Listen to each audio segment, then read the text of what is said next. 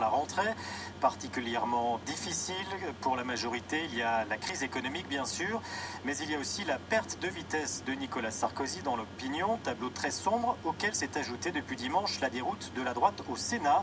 À 7 mois de la présidentielle, ce climat pourrait pousser Jean-Louis Borloo à sortir du bois. Pour l'instant, il n'est pas officiellement en course, mais dans son entourage, beaucoup veulent profiter de cette fenêtre de tir pour l'inciter à se lancer. Pour Europe 1, Aurélie Arbemont. Les sénatoriales, c'est le détonateur, selon un proche de Jean-Louis Borloo. La droite se prend claque sur claque, il est temps de nous démarquer, d'autant que certains élus UMP commencent à ne plus croire au chef de l'État, à l'image du député de la Meuse, Bertrand Pancher, qui préfère soutenir Jean-Louis Borloo plutôt que Nicolas Sarkozy en 2012. Je fais partie de ceux qui militaient à l'UMP et qui font le choix d'un autre candidat. La personnalité dont on a besoin, c'est quelqu'un qui est à l'écoute, qui incarne le dialogue et l'ouverture, et c'est clairement Jean-Louis Borloo. Un candidat pas encore déclaré, même si son équipe de campagne se met en place et que son livre-programme prévu pour fin octobre est en route pour l'imprimerie.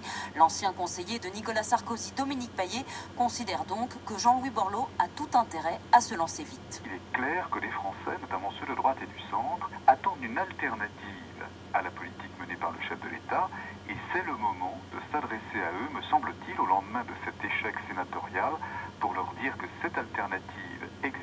L'heure de la déclaration de candidature de Jean-Louis Borloo est venue. Jean-Louis Borloo lui fait durer le suspense, mais un de ses proches confie qu'il pourrait très bien ne pas attendre la fin de la primaire socialiste et se déclarer, pourquoi pas, la semaine prochaine.